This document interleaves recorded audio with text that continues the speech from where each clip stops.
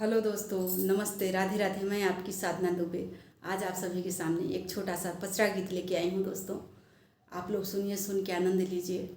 और हमारे चैनल का नाम है साधना लोकगीत देहाती, उस पर आप लोग जाइए और खूब अच्छे अच्छे गीत पढ़ते हैं। दोस्तों, आप लोग सुनिए, सुन के आनंद लीजिए और अपनी छोटी बहन को अपना दुलार प्यार आशीर्वाद खूब ढेर सारा दीजिए। दोस्तों आइए, अगर गीत पसंद आए तो अपनी छोटी बहन को अपना दुलार प्यार जरूर दीजिएगा।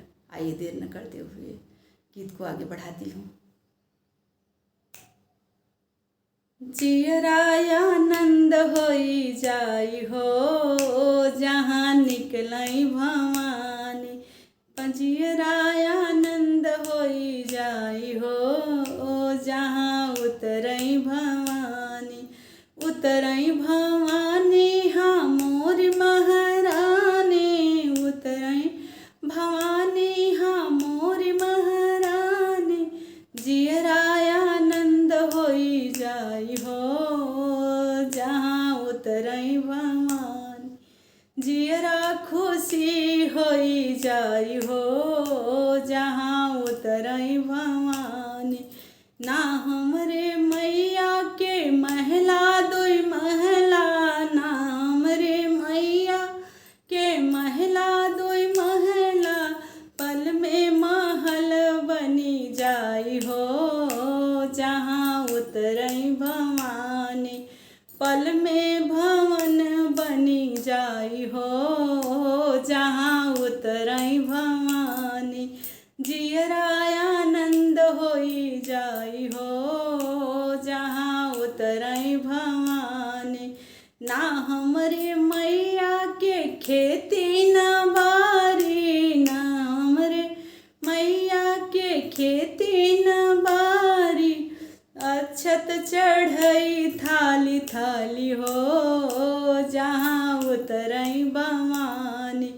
अक्षत चढ़ई थाली थाली हो, जहाँ उतरई भवानी। जियराया आनंद होई जाई हो, जहाँ उतरई भवानी। जियरा खुशी होई जाई हो, जहाँ उतरई भवानी। ना हमरे मैया के लड़का न बच्चा, ना हमरे मैया के लड़का न बच्चा।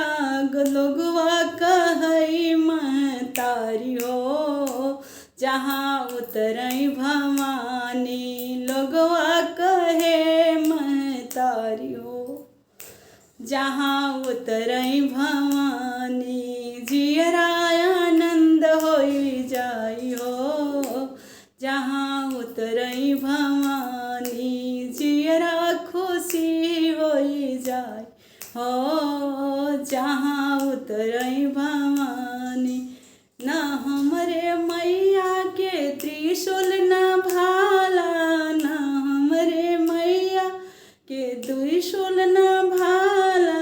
दुष्टन के करई श्रृंगार हो, जहाँ उतरई भवानी। दुष्टन के करई श्रृंगार हो, जहाँ उतरई भवानी। जियराया आनंद होई जाई हो, जहाँ उतरई भवानी। जियराया आनंद होई जाई हो, जहाँ उतरई भवानी। जियरा खुशी होई जाई हो, जहाँ उतरई भवानी। जियराया आनंद होई जाई हो, जहाँ उतरई भवानी। धन्यवाद दोस्तों। यह पचरा गीत आप लोगों को जैसा लगे कमेंट में जरूर